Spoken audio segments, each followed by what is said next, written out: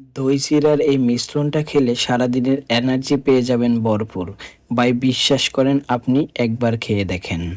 ফার্স্টে আমার এখানে চিড়া আছে, চিড়াগুলো ধুয়ে কিছুক্ষণের জন্য ভিজিয়ে রেখে দিয়েছিলাম।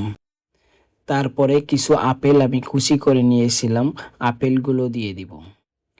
কুচি করে কলা রেখে দিয়েছিলাম, সেই কলাগুলো এখন আমি দিয়ে দিব।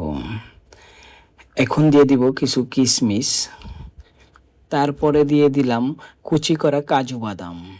কাজু বাদামে এই দই চিড়াকে খুবই সুস্বাদু করে ফেলবে।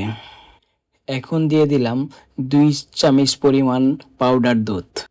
আমি এখন দিয়ে দিলাম 3 চামচ পরিমাণ চিনি। আপনি আপনার পরিমাণ মতো চিনি দিয়ে নেবেন।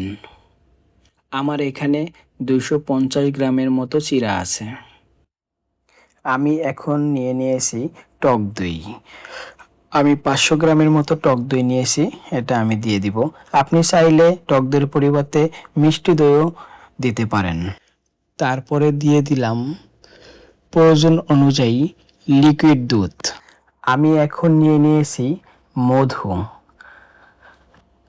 আপনারা চাইলে চিনির পরিবর্তে সম্পূর্ণ মধুও ব্যবহার করতে পারেন, সেক্ষেত্রে দই চিড়া আরও বেশি মজা হয়ে থাকে।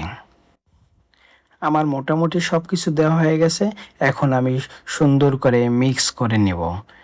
আরে ভাই, এত মজার একটা খাবার, আপনারা এইভাবে সুন্দর করে বানিয়ে খেয়ে দেখুন না ভাই, দেখবেন একবার খেলে বারবার খেতে মন যাবে।